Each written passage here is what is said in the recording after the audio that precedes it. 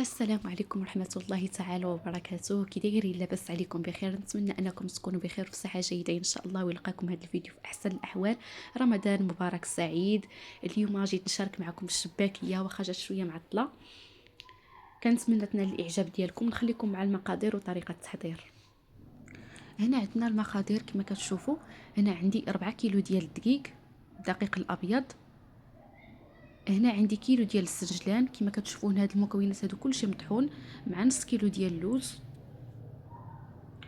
مع 2 معالق ديال حبه حلاوه، و2 معالق ديال القرفه، المعالق كبار، و4 المعالق ديال النافع. وانتم كديروا على حساب داكشي نوم اللي بغيتو كله، وعلى حساب العبار اللي كيدير، يعني القياس اللي كيدير. غادي نضيفهم على الدقيق.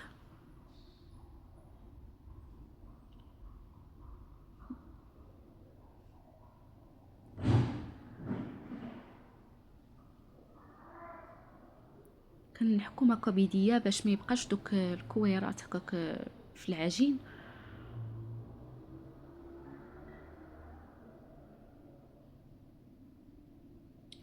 هنا كما كتشوفوا عندي هنايا الزعفران الحر من بعد ما حكيته، وزدت عليه الماء الطايب حتى طلق اللون ديالو. غادي نضيفو حتى هو كذلك على الخليط، على المكونات عفوا. هنا غادي نضيف واحد الزلافه ديال زيت المائده، وهنا غادي نضيف واحد الخماره ونص حمراء، كيس ونصف من خميره الحلويات.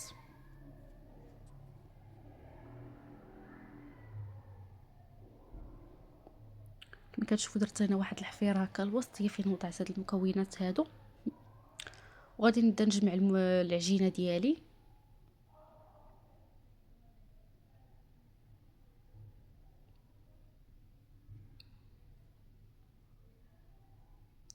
هنايا ضفت واحد القرعه كلها ديال الماء زهر.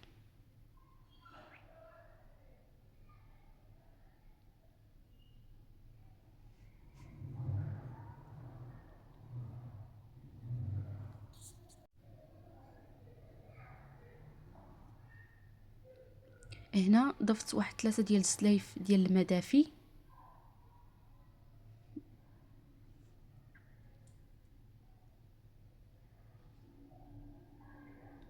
نسو انا دايرهم هنايا يعني عبرهم 3 سلايف، درتهم في هذا الاناء هذا كما كتشوفوا.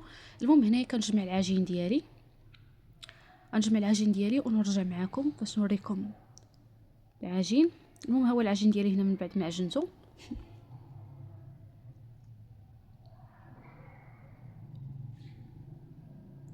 المهم غادي نخليه يرتاح شويه، وغادي نقطعو كويرات، واحد 5 دقائق ونبدا نقطع فيه كويرات.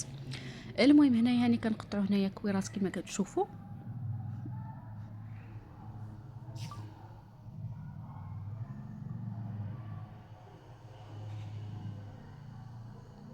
المهم بعد ما دلكت العجين ديالي بالمدلك واحد شويه، غادي نديرو في هذه الاله هذه باش يخرج لي، باش يتورق ليا شويه. وهاد الاله هذه كتسهل علينا صراحه اكثر ما نبقاو ندلكو. راكم عارفين شويه كيكون تعب شويه في داك الدليك بزاف. شويه انايا كندلكها واحد شويه بالمدلك، وكنديرها في هاد الاله هذه باش تورق ليا. صافي دابا كنبدا نقطع فيها بحال هكا، نحيد هكا الجوانب.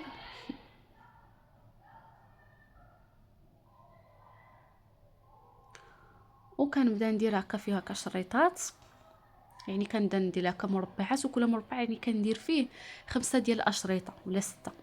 المهم على حسب كله شحال كيدير. كاين اللي كيدير 3، كاين اللي كيدير 4، كاين اللي كيدير 5. المهم كله على شحال، على حسب شحال كيبغي يدير، وعلى حسب يعني الشباكيه واش كيبغي يديرها صغيره ولا كبيره.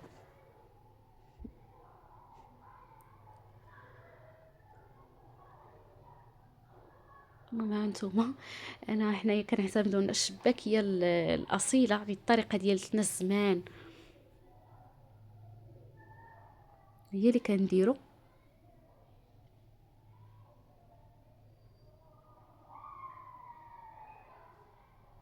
راكم عارفين كنهزوا الاول ونطلقوا الثاني، نهزوا الثاني الثالث ونطلقوا الرابع. صافي من بعد كان دوك الودينات جوج كنجمعهم وكان مع بعضياتهم وكنقلبوا. المهم هنايا هكا كما كتشوفوا الطريقه راه باينه في الفيديو.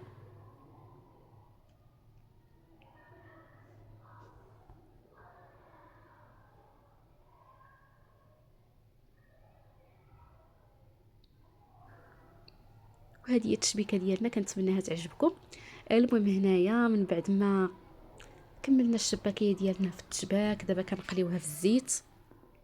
هنايا كما كتشوفوا معايا في الفيديو كنقليو الشباكيه ديالنا، ومن بعد ما كنقليوها كنوضعوها في العسل، يعني كنطفيوها في العسل مزيان بحال هكا. هاد الطريقه ديال العسل راه فايت ليا مشاركاها معكم في القناه. المهم اللي بغى يكتب غير اسم القناه، مع كتب هكا عسل مع اسم القناه وغادي يطلع ليه. ايوا هذه هي الشباكيه ديالتنا من بعد ما قليناها وطفيناها في العسل ودرنا عليها الزنجلان. كنتمنىها تعجبكم وتجربوها، راه كتجي زوينه بزاف وكتبقى حتى لمده عام ما كتخسرش. وإلا عجبتكم ما تنسونيش من اللايك، وشكرا لكم ورمضان مبارك سعيد، والى اللقاء الى فيديو قادم ان شاء الله.